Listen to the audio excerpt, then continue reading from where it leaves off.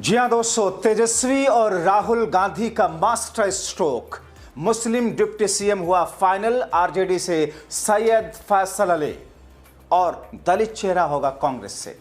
स्वागत है आप सभी का। आप देख रहे हैं द राजनीति का विशेष सेगमेंट खबर और विश्लेषण। मैं हूं जबार खान। तो क्या दोस्तों, राहुल गांधी और तेजस्वी यादव ने एक कदम उठा करके बीजेपी और असदुद्दीन ओवैसी, जो कि कथित तौर पर बीजेपी की बी टीम है, दोनों की रणनीति को ध्वस्त कर दिया है? क्या बिहार में 18% वाले समाज, मुस्लिम समाज को लेकर के जिस किस्म का भ्रम फैलाने की कोशिश बीजेपी और ओवैसी की पार्टी कर रही थी, क्या एक झटके में लालू प्रसाद यादव के मशवरे पर राहुल और तेजस्वी ने उस सारे दांव को खत्म कर दिया है?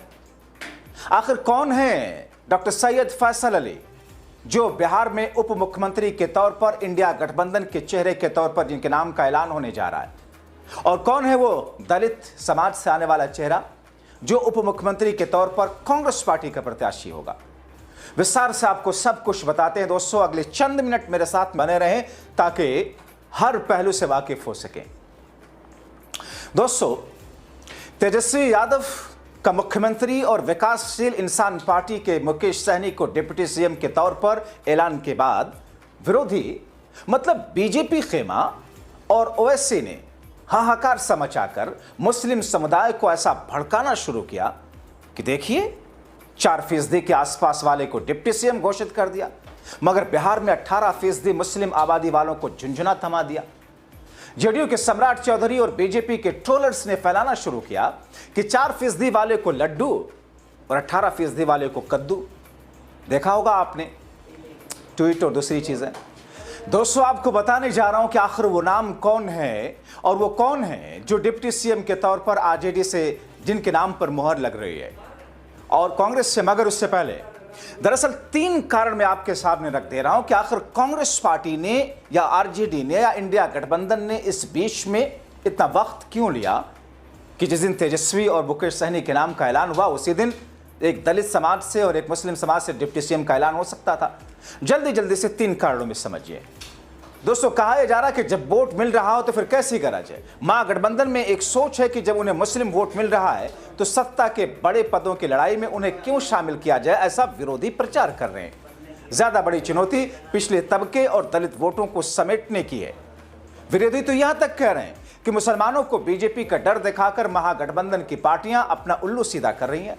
दूसरी वजह, किसी एक चेहरा को अगर चुना गया तो बाकी के नाराज होने का खतरा है। वर्तमान में मुस्लिम नेतृत्व में वो स्पष्ट चेहरा नहीं मिल रहा जिसे पूरा गठबंधन स्वीकार करे। हालांकि मंच पर आरजेडी नेता अब्दुल बारी सिद्दीकी बैठे हुए थे, लेकिन अगर मुस्लिम नेतृत्व की बारी आएगी तो कांग्रेस का नेता भी दावा ठोकेगा, इसलिए उस वक्त ऐलान नहीं किया। तीसरा, सबसे बड़ी दलील कि महागठबंधन को बीजेपी के नैरेटिव का डर है। अगर डिप्टी सीएम मुस्लिम हुआ तो विपक्ष कहेगा या विरोधी कहेंगे कि देखिए, मुस्लिम तुष्टीकरण हो रहा है, इससे विपरीत ध्रुवीकरण का खतरा पैदा होगा। यानी 18% को सत्ता में भागीदारी देने के एवज में 82% के बिखर जाने का खतरा गठबंधन के नजरिए से। मगर दोस्तों, ये सारी वो बातें हैं जो आमतौर पर आप टीवी डिबेट में या अखबारों में, पोर्टल पर या खुद को पैनलिस्ट, एक्सपर्ट के तौर पर समझाने वाले लोगों के मुंह से समझते होंगे। तो ऐसे में क्या इंडिया गठबंधन मुस्लिम और दलित समाज से उप मुख्यमंत्री के चेहरे की घोषणा करने जा रहा है? जैसा कि 14 अक्टूबर से तेजस्वी यादव बार बार कह चुके हैं कि बाकी 2 उप मुख्यमंत्रियों के नाम का ऐलान जल्द करेंगे। मतलब पहले फेज के चुनाव से 3 दिन पहले। दोस्तों, जब मैंने इस बिंदु पर आरजेडी और इंडिया गठबंधन के अलग अलग नेताओं से समझने की कोशिश की तो फिर दलित समाज से कांग्रेस पार्टी का डिप्टी सीएम होगा, ऐसा फाइनलाइज होना बताया जा रहा है। मुस्लिम समाज से आरजेडी का चेहरा होगा। मगर इससे जो आगे की बात है वो ये कि आरजेडी से मुस्लिम समाज से सबसे मजबूत दावेदार में अब्दुल बारी सिद्दीकी और दूसरा नाम सैयद फैसल अली। आपको बताएं कि डॉक्टर सैयद फैसल अली, जो कि करीब 3 दशक तक राष्ट्रीय और अंतर्राष्ट्रीय मीडिया हाउस में संपादक की भूमिका में रहे, देश विदेश में संपादक की भूमिका में इन्होंने पत्रकारिता के तौर पर काम किया है और 1 दशक से आरजेडी से जुड़े हैं। डॉक्टर सैयद फैसल अली के पिता भी लालू प्रसाद यादव के भरोसे वाले खासम खास रह चुके हैं।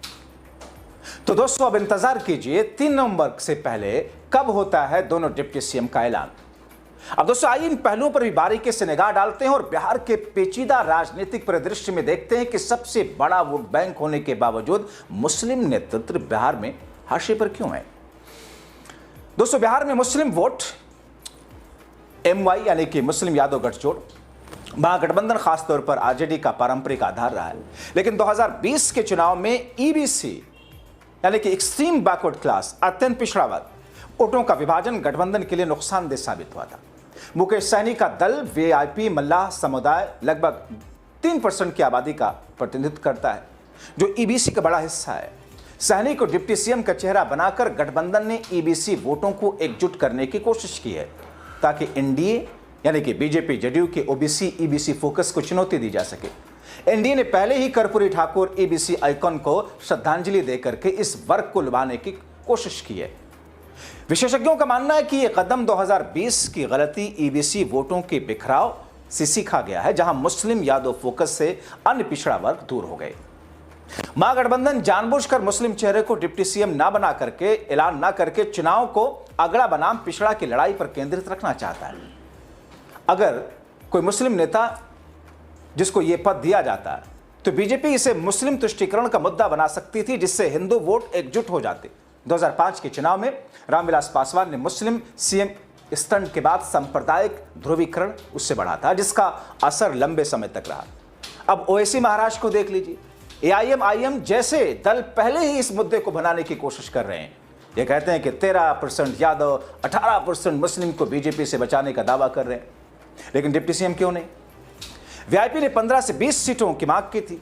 सहनी को पूर्व NDA कनेक्शन 2020 तक बीजेपी का साथ मिला था, ट्रस्ट वोट के रूप में उपयोगी बनाता है, जो कि कांग्रेस ने गहलोत के नेतृत्व में, राहुल के जादूगर के नेतृत्व में यह डील फाइनल की ताकि गठबंधन टूटने से बचे, मुस्लिम प्रतिनिधित्व सीटों और मंत्रिमंडल में मिल सके।